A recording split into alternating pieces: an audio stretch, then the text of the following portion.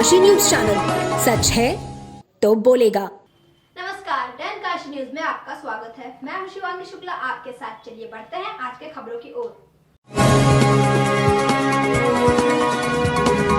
आप देख रहे हैं डैन काशी न्यूज चैनल, सच है तो बोलेगा। वाराणसी में मौसम ने बदली करवट। ठंडी और हवा शीतलहर के कारण लोगों का घरों से निकलना हुआ दुश्वार। इसके बावजूद भी नगर निगम द्वारा कहीं पर भी अलाव की व्यवस्था नहीं की गई। मौसम ने ली करवट। मौसम ने अपना ऐसा बदला मिजाज कि लोगों का चलना और घर से निकलना भी मुश्किल हो गया है। धर्म की नगरी काशी में भी ठंड से लोग सिकुड़ते और अलाव की बाट जोहते नजर आ रहे हैं। घाट से लेकर सड़क तक कहीं भी अलाव की व्यवस्था नगर निगम के द्वारा नहीं दिखाई दे रही है, जबकि इसे स्मार्ट सिटी का नाम दिया जाता है। यही आलम रहा और ठंड इसी तरह अपने पांव पसारती रही तो जनजीवन अस्त व्यस्त हो जाएगा। अपना नाम वो परिचय दीजिएगा। अवशेष पांडे, उपमहन बड़ी शीतला मंदिर दशाश्वमेध वाराणसी। गुरुजी, ये 2 दिन से ठंडी लगातार हो रही है और नगर निगम द्वारा क्या व्यवस्था है अलाव की? 2 दिनों से नहीं भाई साहब, पिछले 3 दिनों से बनारस में शीतलहर और ठंड दोनों काफ़ी पड़ रही हैं। और इन 3 दिनों में जब से शीतलहर और ठंड बढ़ी है इन दौरान में नगर निगम भी द्वारा कहीं भी अभी किसी भी प्रकार के अलाव की व्यवस्था आम जन के लिए नहीं है। जी, अपना नाम वो परिचय दीजिएगा। कन्हैया दुबे केडी, गीतकार वाराणसी।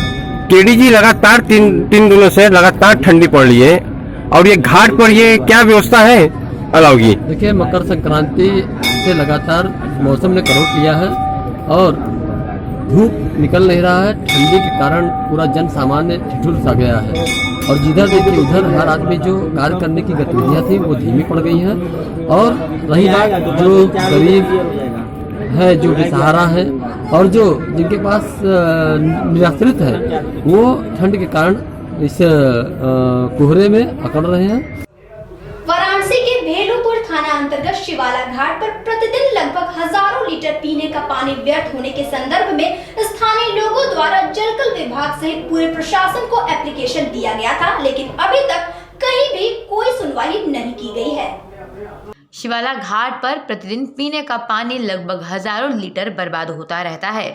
स्थानीय लोगों ने कहा कि कई बार यहां पर नल लगवाने के लिए जलकल विभाग सहित पूरे प्रशासन को एप्लीकेशन दिया जा चुका है, लेकिन कहीं भी कोई भी सुनवाई नहीं हो पा रही है।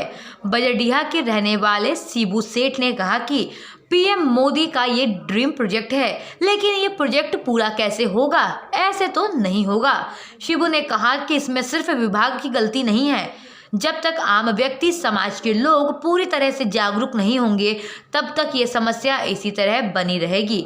शिबू ने कहा कि जब हम लोग ही नहीं समझेंगे तो हम लोगों को सरकारी कर्मचारी क्या समझेंगे। सीपू आपके पीछे जस्ट मतलब वाटर गिर रहा है, वेस्ट मतलब फिर हो रहा है जी, क्या आप कहेंगे इसके बारे में? सरकार का ड्रीम प्रोजेक्ट है ये कि पानी को बचाया जाए, क्योंकि मोदी जी बोले हैं कि ये ड्रीम प्रोजेक्ट है, क्योंकि हमें पानी चाहिए, पानी को बचाना है, हमको आगे फ्यूचर्स के लिए देना है। लेकिन क्या देंगे? पानी कैसे बचेगा? पानी ऐसे तो नहीं बच पाएगा कभी, क्योंकि पानी के लिए अगर सिर्फ विभाग को बोलना ही बहुत बड़ी बात नहीं है, क्योंकि इसमें आम पब्लिक जब तक नहीं जुड़ेगा तब तक विभाग को कहाँ से आप बोल देंगे? विभाग पे भी सिर्फ कंप्लेन कर सकते हैं आप, वो आएंगे विभाग के लोग, वो देखेंगे, वो कर देंगे, बस और कुछ होगा नहीं इसमें आम पब्लिक जब से नहीं जुड़ेगी पूरी तरीके से, जब हम ही नहीं समझेंगे तो फिर हम सरकारी गवर्नमेंट को किस तरीके से समझा सकेंगे। वाराणसी में एंटरटेनमेंट एवं विश्व भोजपुरी सम्मेलन का उत्तर प्रदेश इकाई के संयुक्त तत्वावधान में मलदहिया स्थित सिंह निकेतन पर आयोजन किया गया। संस्कार गीतों और अन्य पूर्वी छपरिया, कहरावा, चैती, फगुआ आदि विधाएं अपने आप में पूर्ण एवं भाव प्रदीप्त विधाएं हैं। इंग्लिश स्कूल के प्रबंधक एवं संगीत निदेशक अजय तिवारी ने विचार व्यक्त करते हुए कहा कि आने वाले समय में भोजपुरी विश्व की चौथी भाषा बनने वाली है। विश्व भोजपुरी सम्मेलन के महासचिव मुख्य अतिथि डॉक्टर अशोक सिंह ने अपना उद्गार व्यक्त करते हुए कहा कि आज भोजपुरी गीतों में, खासकर फिल्मी गीतों में निरर्थी गानों की संख्या लगातार बढ़ती जा रही है, जिससे सामान्य व्यक्ति भोजपुरी को अश्लीलता का पर्याय मानने लगा है। ये ट्रिपल ए इंटरटेनमेंट एक चैनल रहा है ऑडियो वीडियो एल्बम का, और साथ ही साथ विश्व भोजपुरी सम्मेलन एक संस्था है जो लगातार भोजपुरी के लिए जो है राष्ट्रीय और अंतर्राष्ट्रीय स्तर पर जो है कार्य कर रहा है। उसी के दोनों साथ मिलकर इस तरह का कार्यक्रम किए हैं कि भोजपुरी से जुड़े हुए जितने भी कलाकार हैं या उस विधा से जुड़े हुए, चाहे वो रिकॉर्डिंग वाले हों, चाहे वो म्यूजिशियन हों या गायक कलाकार हों या राइटर हों, उनको बुला के जो है यहाँ सम्मानित करने का फैसला लिया गया था कि उसमें बड़े बड़े कलाकार हमारे भोजपुरी के विश्व पितामह भरत शर्मा व्यास जी आए हुए हैं, गोपाल राय जी आए हुए हैं, अजय अजनबी हैं, व्यास जी मौर्य हैं, साथ में कृष्णा चौबे जी जो राइटर हैं, तारकेश्वर प्रसाद राही जी अभी आ नहीं पाए स्वास्थ्य की वजह से, निरहुआ टाइप के आदमी और खेसारी दाल और फलाने दाल जो कलाकार आ गए हैं जो भोजपुरी को बदनाम कर रहे हैं, उनके वजह से। तो उनको देखने वाला कौन है? आप जब वहाँ जाएंगे तो आपको रिक्शा वाले, ठेला वाले, यही सब जो है मिलेंगे, ड्राइवर वगैरह जो है यही मिलते हैं। कोई अच्छा आदमी वहाँ आपको पिक्चर हॉल के पास आसपास दिखाई नहीं देगा।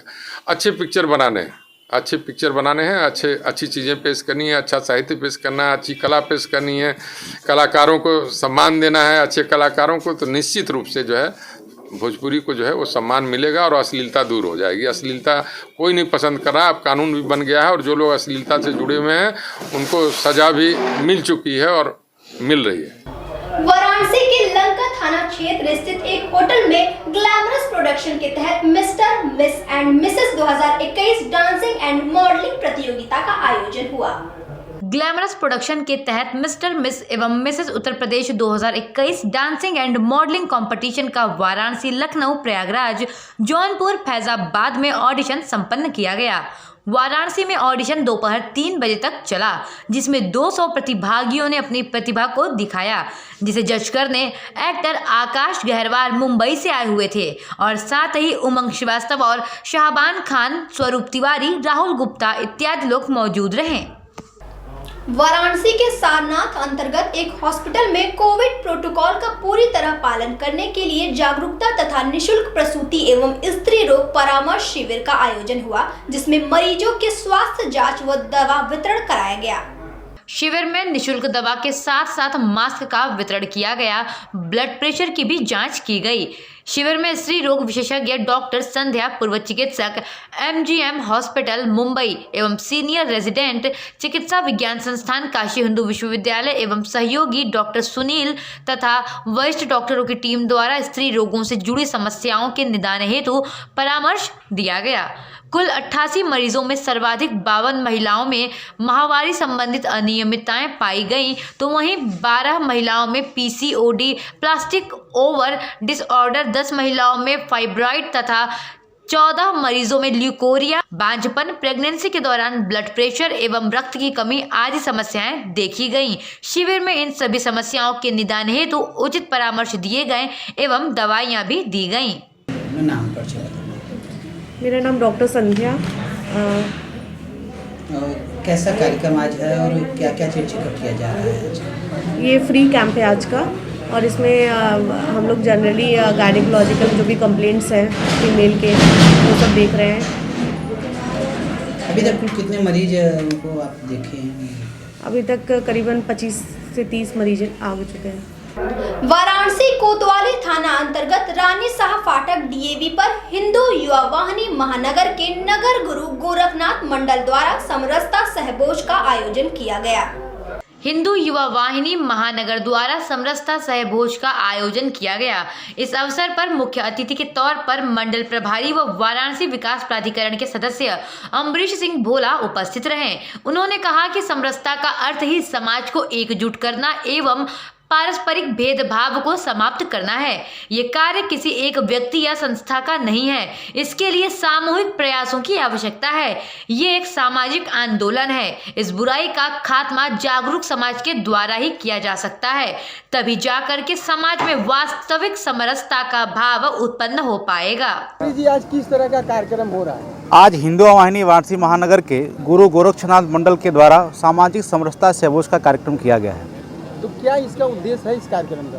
देखिए, सामाजिक समरसता का कार्यक्रम जो है समाज में फैली कुरीतियों को दूर करने का एक प्रयास है। ये उत्तर प्रदेश योगी आदित्यनाथ जी का उत्तर प्रदेश है, जो गोरक्ष पीठ के पीठाधीश्वर हैं। वो पीठ की परंपरा रही है। पीठ ने निरंतर जातिवाद, छुआछूत के खिलाफ एक आंदोलन छेड़ रखा था और हिंदुआ वाहिनी विगत करीब 15 वर्षों से इस आयोजन को करती आ रही है। आप देख रहे होंगे कि समाज में जिस प्रकार से जातिवाद, छुआछूत, ऊंच नीच की भावनाएं व्याप्त थी, धीरे धीरे उत्तर प्रदेश में योगी आदित्यनाथ जी महाराज के मुख्यमंत्री बनने के बाद वो खाई बहुत पड़ती हुई जा रही हैं। जो है एक प्रयास हमारा यही कि समाज में ये जातिवाद खत्म हो, क्योंकि ये आधुनिक युग का भारत है। यहाँ पे जातिवाद के लिए और छुआछूत के लिए कोई भी स्थान नहीं है। बनारस को स्टैच्यू ऑफ यूनिटी से जोड़ेगी काशी केवड़िया ट्रेन। रविवार को वीडियो कॉन्फ्रेंसिंग के जरिए पीएम मोदी ने ट्रेन को दिखाई हरी झंडी। वाराणसी केवड़िया एक्सप्रेस के 20 डब्बे वाराणसी पहुंच चुके हैं। पीएम मोदी ने रविवार को वीडियो कॉन्फ्रेंसिंग के माध्यम से गुजरात और वाराणसी को जोड़ते हुए काशी केवड़िया एक्सप्रेस ट्रेन को हरी झंडी दिखाई। कैंट स्टेशन पर रैक पहुंच चुका है। तमाम नए फीचर दीनदयाल कोच में यात्रियों को मिलेंगे। कपूरथला रेल कोच फैक्ट्री में निर्मित 20 बोगियों का रैक भी पहुंच चुका है। वाराणसी से दुनिया की सबसे ऊंची प्रतिमा सरदार वल्लभ भाई पटेल की स्टैच्यू ऑफ यूनिटी तक की यात्रा ट्रेन से की जाएगी। इस ट्रेन के डिब्बे भी बेहद खास हैं। ट्रेन के पेंट्री कार में गैस की जगह इनबिल्ट इलेक्ट्रिक ओवन लगे हुए हैं। जनरल कोच में सीटों के बीच काफी जगह के साथ साथ मोबाइल चार्जिंग की सुविधा भी होगी। 20 कोच होगा, जिसमें से 5 कोच वातानुकूलित होंगे। उसकी स्पीड इतनी धीमी होती थी, कहीं पर भी उतर जाइए, कहीं पर भी उसमें चढ़ जाइए, बड़े आराम से।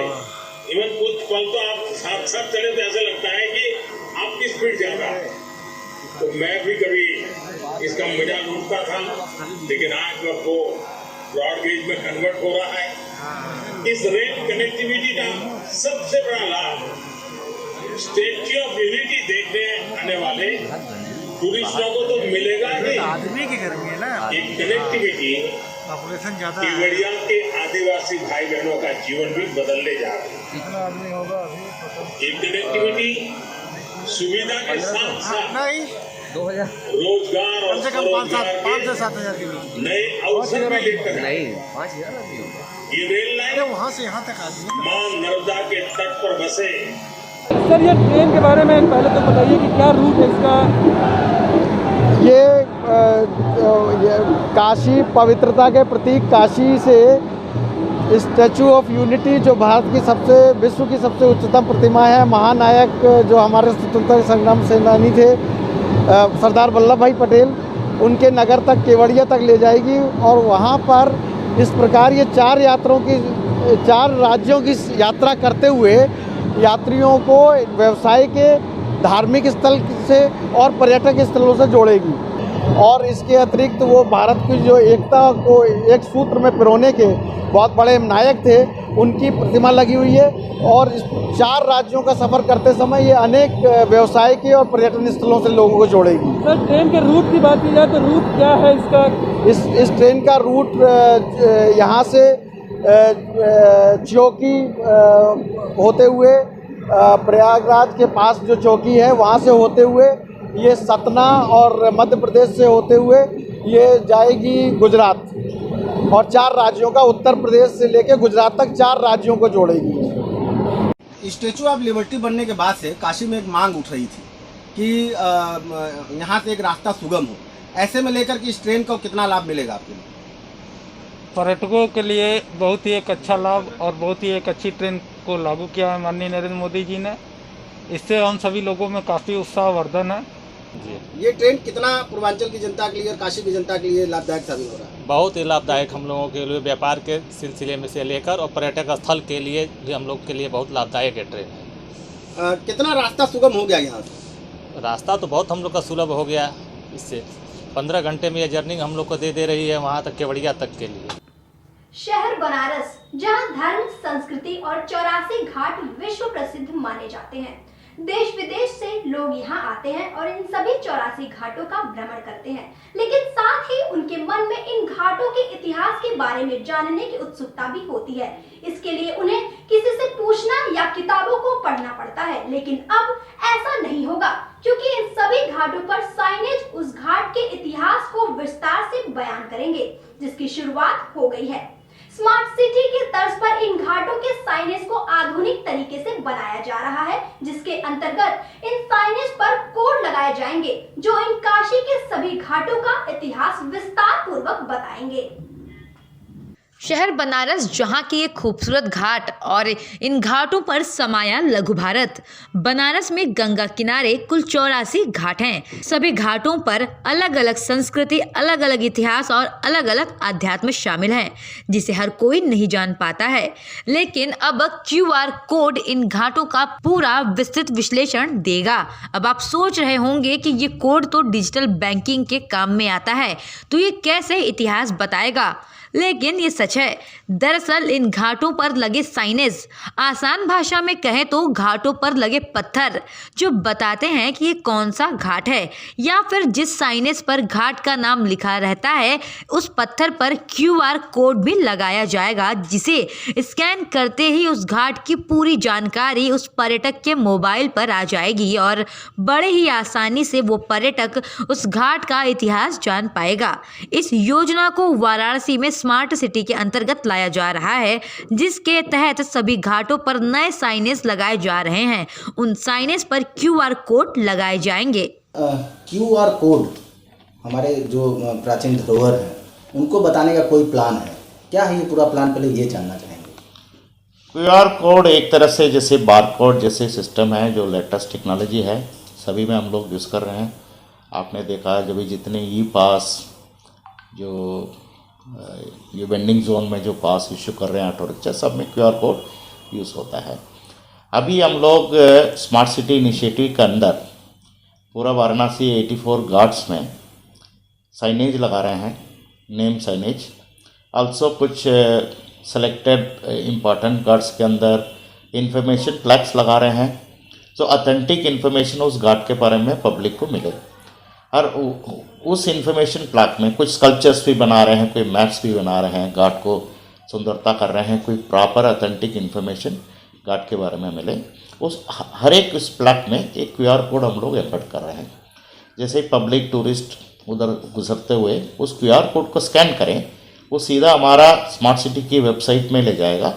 उस घाट के बारे में authentic information, audio, video, poetry जो भी है, तो ऑथेंटिकेटेड जो हिस्टोरिकली वेरीफाइड इन्फॉर्मेशन है, सो जो टूरिस्ट को और पब्लिक को जेन्युइन इन्फॉर्मेशन, ऑथेंटिकेटेड इन्फॉर्मेशन उस घाट के बारे में मिले। QR कोड ऐसी टेक्नोलॉजी है, हर एक चीज़ में आजकल यूज़ होता है। जैसे आप देखें हम लोगों का जो वेबसाइट का भी एक QR कोड है, ये मेरा विजिटिंग कार्ड है, इस पर भी QR कोड है, इसके पीछे जो है हमारा पूरा QR कोड दे हैं। ये मॉडर्न टेक्नोलॉजी है। जैसे QR कोड को स्कैन करें कोई व्यक्ति, तो पूरा मेरा विजिटिंग कार्ड की इन्फॉर्मेशन उनकी मोबाइल पे आ जाएगा, सीधा उसको इन्फॉर्मेशन सेव कर सकते हैं। किस वेबसाइट के जरिए इन्फॉर्मेशन दिया जाएगा? ये हमारा स्मार्ट सिटी की वेबसाइट में इन्फॉर्मेशन इसके लिए स्टोर्ड है। रामनगर के वयोवृद्ध कांग्रेसी रमेश पांडे उर्फ जामवंत गुरु का हाल जानने के लिए लखनऊ से वाराणसी पहुंचे कांग्रेस के प्रदेश अध्यक्ष अजय कुमार लल्लू। रामनगर कांग्रेस कमेटी के वरिष्ठ कार्यकर्ता व समाज सेवी विपिन सिंह के आह्वान पर कांग्रेस प्रदेश अध्यक्ष अजय कुमार लल्लू को रमेश पांडे उर्फ जामवंत गुरु का हाल जानने लखनऊ से आना पड़ा, जो पूरे बनारस में चर्चा का विषय बना हुआ है। कांग्रेस के कार्यकर्ता पिछले 7 महीने से बिस्तर पर पड़ा हुआ है, उनका हाल लेने वाला आज तक कोई भी नहीं आया, जबकि इसी नगर में चेयरमैन रेखा शर्मा भी हैं।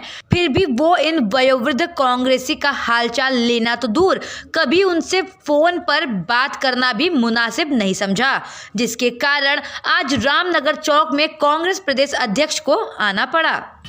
आगमन हुआ है, इसका कारण हमारे पार्टी के बड़े वरिष्ठ नेता श्री जामवंत गुरु जी बीमार हैं। जी उनका देखने कुशल क्षेम जानने आया था। जी उम्मीद है जल्दी स्वस्थ होंगे। जी उनका समुचित इलाज चल रहा है। जी पूरी तरह जी दुख की घड़ी में कांग्रेस पार्टी उनके साथ। जी आपको जो कि इसकी जानकारी किससे मिली, कैसे मिली, जो कि इतना वायोवृद्ध वरिष्ठ कांग्रेसी बीमार नेता जी लगातार आम लोगों के बीच में है जी, और संगठन के हमारे पूर्व विधायक जी और सभी लोगों ने जी बताया, जिसके फलस्वरूप हम यहाँ आए हैं और इनका हालचाल जाना, जल्दी स्वस्थ होंगे, ईश्वर से मेरी कामना। वाराणसी के लालपुर थाना अंतर्गत हुकुलगंज स्थित 12 वर्षीय नाबालिग बच्ची के साथ गलत व्यवहार करने के प्रयास में पकड़े गए लेखपाल। बच्ची का रो रो कर बुरा हाल, मोहल्ले वालों ने बच्ची के पिता को फोन कर दी मामले की जानकारी। लेखपाल से बचने के लिए लेखपाल को किचन में बंद कर छत पर से भाग गई बच्ची। छत से कूद रही बच्ची को पड़ोस के व्यक्ति ने बचा लिया। वहीं बच्ची का रो रो कर बुरा हाल है। मोहल्ले वालों ने बच्ची के पिता को फोन कर मामले की जानकारी दी है। बच्ची के अनुसार लेखपाल सुबह उसके घर से उसे डांस सिखाने के बहाने से अपने घर ले गया था। रामपाल मौर्य, जो कि पेशे से राजा तालाब में लेखपाल है और हुकुलगंज में अपने मकान में पूरे परिवार के साथ रहता था। उसके परिवार के सभी सदस्य कहीं बाहर गए हुए थे और रामपाल मौर्य अपने घर में अकेला था। उसी का फायदा उसने उठाया। आस पड़ोस वालों की माने तो घर के छत से एक 12 वर्ष की लड़की जो कि अचानक कूदती हुई दिखाई पड़ी, तो आस पड़ोस वालों ने छत पर डाक कर किसी तरह से बच्ची को बचाकर अपने पास बैठा लिया और समस्या पूछकर 112 नंबर पर फोन कर दिया। बच्ची एकदम घबराई और रो रही थी। बच्ची का कहना था कि लेखपाल सुबह डांस कंपटीशन में हिस्सा दिलाने के बहाने से अपने घर पर ले गया था और अपने घर में ले जाकर बच्ची के साथ जबरदस्ती करने लगा। जी, क्या मामला आज आपके क्षेत्र में हुआ है? ये जो रामबहाल मौर्य लेखपाल है, जिनके आवास हम लोग बाहर खड़े हैं, इनका और ये जो लड़की यहाँ थी उसके दादाजी से संबंध है, पहले संबंध रहा है। ये बच्ची रहने वाली है नारायणपुर की, जो इसने बताया। अच्छा। ये उसके घर गए थे आज सुबह और दादाजी से बोले कि लड़की को डांस कंपटीशन में हम भाग दिलाएंगे, इसको डांस सिखवाएंगे। ये कह करके उसको वहाँ से यहाँ लाए। ठीक है। यहाँ लाने के बाद घर में उसको डांस वगैरह भी कराए हैं, चूड़ा बट्टी खिला करके अनैतिक कार्य करना चाह रहे थे। अच्छा। जब लड़की तैयार नहीं हुई तो उसे ये मारे पीटे हैं और लड़की रोते हुए पानी पीने के बहाने घर से बाहर निकली और इनको किचन के अंदर बंद कर दी। बंद करने के बाद छत पे आई, छत से कूदने जा रही थी। तब तक लोग छत पे, भाई त्योहार का समय है, लोग छत पे मौजूद थे। किसने बचाया लड़की को? मोहल्ले के लोगों ने। और ये मुझे लगता है जो यहाँ के लोग बता भी रहे हैं, अगल बगल के लोग बता रहे हैं इसके बारे में कि ये ऐसा कृत्य करता रहता है। आज चूंकि पकड़ में आ गया। आज एक शरीफ लड़की थी, नाबालिग लड़की थी, बेचारी थी, वो लड़की स्वीकार नहीं की, सामने आ गई। और ये ऐसा कृत्य करता रहता है। इसके खिलाफ कड़ी से कड़ी कार्रवाई होनी चाहिए। आपके हिसाब से प्रशासन को इसको किसी भी परिस्थिति में छोड़ना नहीं चाहिए? छोड़ना नहीं चाहिए और इसके खिलाफ जितनी कड़ी कार्रवाई हो उतनी कड़ी कार्रवाई करनी चाहिए। क्योंकि लड़की ने जो बयान दिया है, उस बयान के आधार पर ये तो साबित हो गया है कि यह व्यक्ति उसके साथ अनैतिक कार्य करना चाहता था। वाराणसी के मलदहिया स्थित हिंदुस्तान इंटरनेशनल होटल में महानगर उद्योग व्यापार समिति द्वारा आयोजित व्यापारी पुलिस प्रशासन संवाद संगोष्ठी व सम्मान समारोह आयोजित किया गया। वाराणसी के चेतगंज थाना अंतर्गत होटल हिंदुस्तान इंटरनेशनल में महानगर उद्योग व्यापार समिति द्वारा व्यापारी पुलिस प्रशासन संवाद संगोष्ठी एवं सम्मान समारोह का आयोजन किया गया। इस कार्यक्रम में मुख्य अतिथि के रूप में अपर पुलिस महानिदेशक वाराणसी जोन ब्रजभूषण एवं विशिष्ट अतिथि पुलिस महानिरीक्षक वाराणसी विजय सिंह मीणा रहे। जिलाधिकारी कौशल राज शर्मा, वरिष्ठ पुलिस अधीक्षक अमित पाठक, एडीएम सिटी गुलाब चंद्र व पुलिस अधीक्षक नगर विकास चंद्र त्रिपाठी एवं एसपी ट्रैफिक श्रवण कुमार सिंह सहित पुलिस के जवान एवं शहर के प्रमुख पुलिस अधिकारी व प्रमुख उद्यमी तथा व्यापारी इस अवसर पर उपस्थित रहे। कार्यक्रम की अध्यक्षता करते हुए प्रेमनाथ मिश्र ने अतिथियों का स्वागत किया एवं अपनी बातें रखते हुए शहर के विकास व व्यापार में आ रही समस्याओं को विस्तार से बताया। मनीष चौबे, अध्यक्ष महानगर उद्योग व्यापार समिति युवा मंच।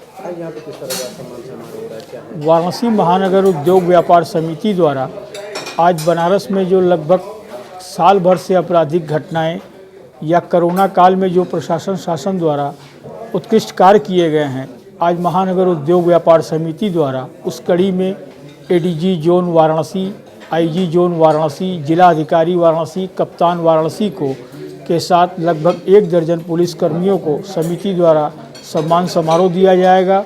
और उसके बाद एक व्यापारिक संगोष्ठी का भी आयोजन है, जिसमें व्यापारी अपने मन की बात प्रशासनिक अधिकारियों के सामने रखेंगे।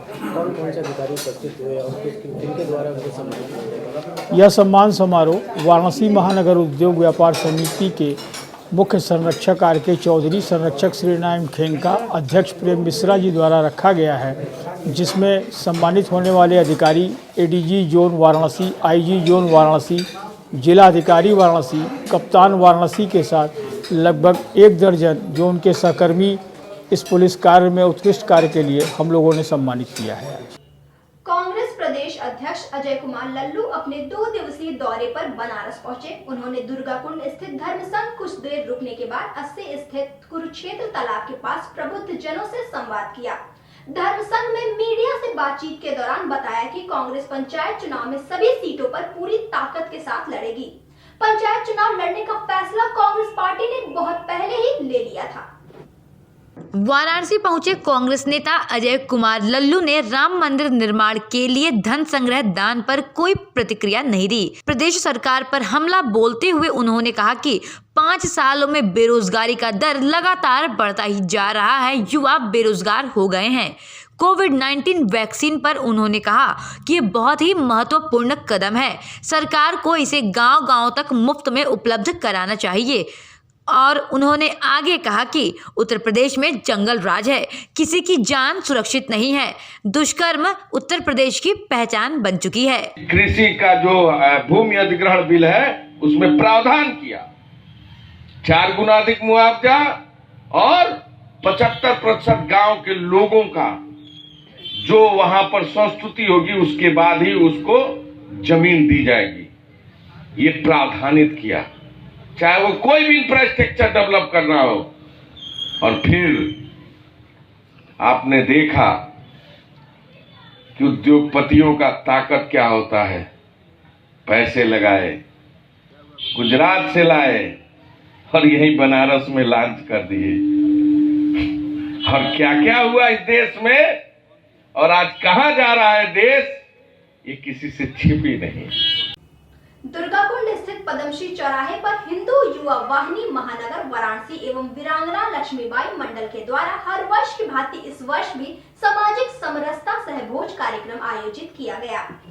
हिंदू युवा वाहिनी महानगर एवं वीरांगना लक्ष्मीबाई मंडल द्वारा समरसता सहभोज कार्यक्रम का आयोजन किया गया। इस उपलक्ष्य में हिंदू युवा वाहिनी के कार्यकर्ताओं द्वारा दलित बस्ती में खिचड़ी बनाया गया और हिंदू युवा वाहिनी के सभी कार्यकर्ताओं ने दलित समाज के लोगों के साथ में बैठकर खिचड़ी का आनंद लिया। हिंदू युवा वाहिनी के वाराणसी मंडल प्रभारी अमरीश सिंह भोला ने कहा कि ये कार्यक्रम करने का उद्देश्य केवल इतना ही है कि समाज में व्याप्त कुरीतियां, जातिवाद और छूत जल्द से जल्द समाप्त हो सके। उस भेदभाव को मिटाने का कार्य हिंदू युवा वाहिनी करती आ रही है और आगे भी करेगी। इसी क्रम में पूरे बनारस में प्रत्येक दलित बस्ती में जाकर के हिंदू युवा वाहिनी ये सहभोज का कार्यक्रम करेगी। जी, फिर आज यहाँ पर किस तरीके का कार्यक्रम रखा गया तो और क्यों रखा? हिंदू युवा वाहिनी वाराणसी महानगर के रानी लक्ष्मीबाई मंडल के द्वारा जो है हर वर्ष सामाजिक समरसता सहभोज का कार्यक्रम आयोजित होता है। इसी क्रम में आज यहाँ पे समरसता सहभोज का कार्यक्रम किया गया। इसमें दलित बस्ती के साथियों के साथ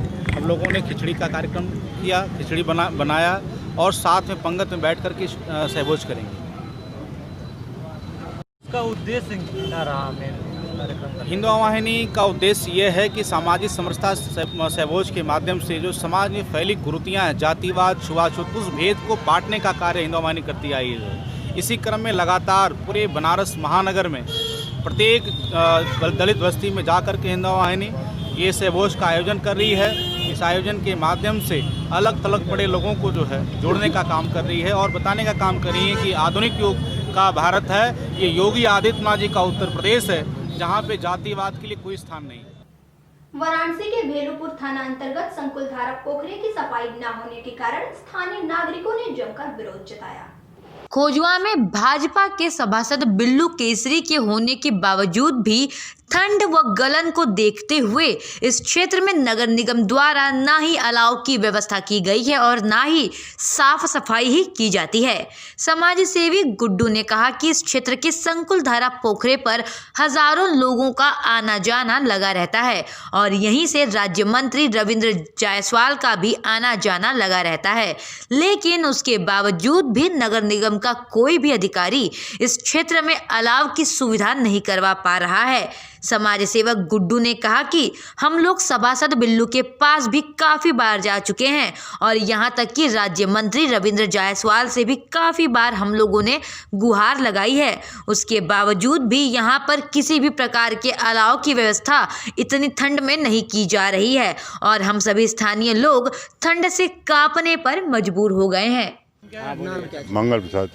आप कहाँ के रहने वाले हैं? एक खोजमा के रहने वाले हैं। आप लोग का क्या किस जगह पे है? संगुलधारा पोखरे पे है। संगुलधारा पोखरा। ये जो आप लोग आग जलाए हुए हैं, वो लकड़ी कहाँ से आई है? मैं खरीद के लाया हूँ बाजार से। और नगर निगम द्वारा क्या है? कोई व्यवस्था नहीं है, कोई न सभासद सुन रहा है तो कोई मंत्री सुन रहा है। बिल्लू सभासद है। जी हाँ, किस पार्टी से? भाजपा से है। प्रधानमंत्री नरेंद्र मोदी के संसदीय क्षेत्र वाराणसी में मैं आपसे मिलवाऊंगा कुछ लोगों से कि यहाँ पे नगर निगम का क्या व्यवस्था किया गया है, अलाव से लेके गंदगी से लेके साफ सफाई तक।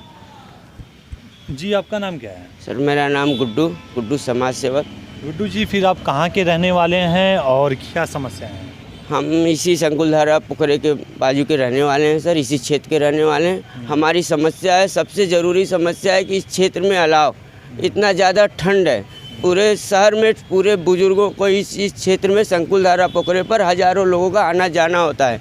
इसी क्षेत्र से, इसी रोड से हमारे श्री क्षेत्र के राज्य मंत्री जी, हमारे मंत्री जी रविंद्र जायसवाल जी का भी आना जाना होता है, लेकिन हमारे तरफ से हमारे पोखरे के चारों कहीं भी अलाव नहीं गिरा।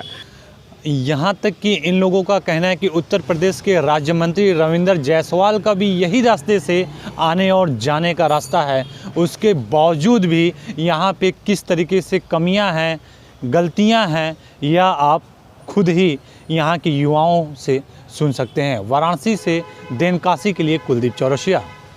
वाराणसी के भगवानपुर पहुंचे राष्ट्रीय जनलोक पार्टी के संयोजक शेर सिंह राणा ने मीडिया से मुखातिब होते हुए बताया कि अखिल भारतीय क्षत्रिय महासभा युवा के तत्वावधान में राजपूत गौरव सम्मेलन का आयोजन किया गया है।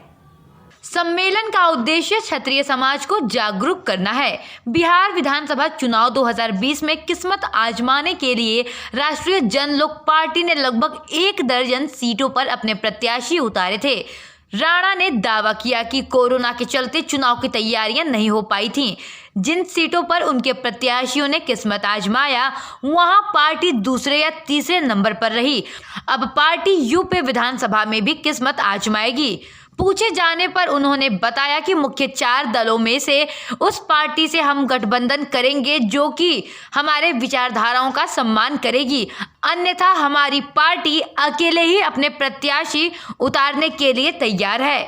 आपको बता दें कि वर्ष 2004 में शेर सिंह राणा ने अफगानिस्तान से पृथ्वीराज चौहान की अस्थियां भारत लाने का दावा किया था, जिसका वीडियो तेजी से वायरल हुआ था और इसी के बाद शेर सिंह राणा को काफी लोकप्रियता प्राप्त हुई थी।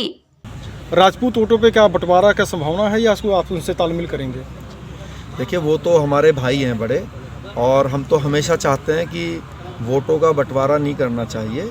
और क्योंकि हमारा राष्ट्रवादी जनलोक पार्टी का तो देखिए मुख्य मकसद है कि एक क्षत्रियों का झंडा, एक स्वर्णों का झंडा उनकी आवाज़ बनके विधानसभा लोकसभा में पहुँचे। ज्ञानवापी मस्जिद और काशी विश्वनाथ मंदिर मामले की सुनवाई शनिवार की सुबह टल गई। इस बाबत जिला जज ओम प्रकाश त्रिपाठी ने अग्रिम सुनवाई के लिए आगामी 20 फरवरी की नई तिथि मुकर्रर की है। इससे पूर्व अंजुमन इंतजामिया व सुन्नी सेंट्रल वक्फ बोर्ड की ओर से दाखिल याचिका पर शनिवार को सुनवाई होनी थी। ज्ञात हो कि बीते 4 जनवरी को भी इस याचिका पर सुनवाई होनी थी, किंतु एक अधिवक्ता के निधन के कारण सुनवाई टल गई थी। इसके पूर्व जिला जज की अदालत में सुनवाई के दौरान अंजुमन इंतजामिया मसाजिद तथा सुन्नी सेंट्रल वक्फ बोर्ड के अधिवक्ताओं ने इस मुकदमे में हाई कोर्ट द्वारा पूर्व में जारी स्थगन आदेश का हवाला देकर निचली अदालत से पत्रावली तलब करने की अपील की थी। सर, ज्ञानवापी मस्जिद पे आज की सुनवाई कैसी रही? आज जनपद न्यायाधीश वाराणसी के न्यायालय में विपक्षीगण अंजुमन इंतजामिया मसाजिद और यूपी सुन्नी सेंट्रल वक्फ बोर्ड लखनऊ के द्वारा 2 सिविल रिवीजन दाखिल किए गए हैं, जिस सिविल रिवीजन के द्वारा सिविल कोर्ट के क्षेत्राधिकार को चुनौती दी गई है कि इस बात को की सुनवाई का क्षेत्राधिकार सिविल न्यायालय को नहीं है बल्कि वक्फ ट्रिब्यूनल लखनऊ को है। उनके द्वारा दिया गया प्रार्थना पत्र लोअर कोर्ट में फास्ट ट्रैक कोर्ट वाराणसी में दिया गया था, वो निरस्त हो गया था, जिससे क्षुब्ध होकर के उन लोगों ने ये 2 सिविल रिवीजन दाखिल किया गया है। इसमें आज सुनवाई की तिथि नियत थी, लेकिन जनपद न्यायाधीश महोदय नए आए हैं और उन्होंने उसको सुनवाई के लिए अगली तिथि 20 फरवरी की। वाराणसी के काशी हिंदू विश्वविद्यालय के लॉ फैकल्टी के द्वितीय वर्ष के छात्रों ने सुरक्षा कर्मियों पर लगाया मारपीट का आरोप। पीड़ित द्वारा मारपीट की रिपोर्ट लंका थाने में दर्ज कराई गई। वाराणसी के काशी हिंदू विश्वविद्यालय के लॉ फैकल्टी के द्वितीय वर्ष के छात्र ऋषभ जोसेफ ने बताया कि 12 तारीख को सुबह कैंपस में टहलते वक्त विजय कुमार नाम के एक व्यक्ति ने 4-5 लोगों के साथ मिलकर के मुझे गाड़ी में बैठाया और बात करने की बात कहकर मुझे चीफ प्रॉक्टर के ऑफिस ले गया, जहां कमरे में बंद करके सब लोगों ने मुझे बहुत मारा, जिससे मेरे सर और शरीर पर चोटें आ गई हैं। वहीं इसकी शिकायत मैंने BHU के चौकी पर भी की, लेकिन वहां मेरी कोई भी सुनवाई नहीं की गई, जिसके बाद मैंने लंका थाने पर इसकी शिकायत की। वहीं विजय कुमार सहित 4 अज्ञात लोगों पर मुकदमा पंजीकृत भी हुआ है। जी, क्या नाम है आपका?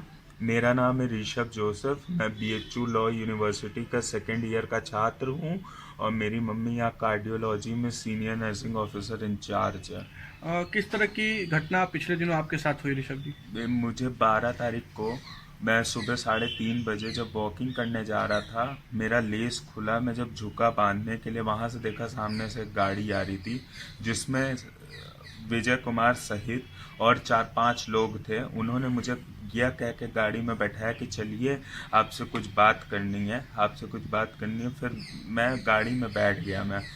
फिर ये लोग मुझे प्रॉक्टर ऑफिस ले जाके कमरे में बंद करके इन्होंने मुझे बहुत मार मारी। वजह क्या था?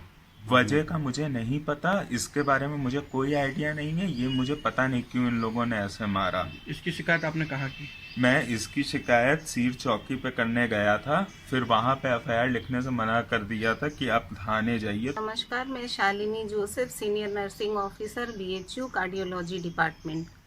मैम, आपकी बेटे के साथ किस तरह की घटना हुई? आपने कहाँ शिकायत किया पहले?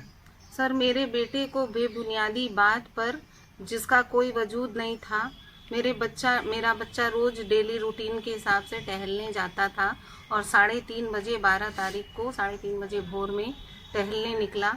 वो शूलेस बांध रहा था उसके कथनानुसार, और पुलिस आई, प्रॉक्टर की गाड़ी, BHU प्रॉक्टर की गाड़ी आई, बच्चे को उठाया और बच्चे के कार की चाबी छीनी और बोले अपने गार्ड को कि कार लेके आओ। बच्चे ने बोला कार में मेरा मोबाइल है।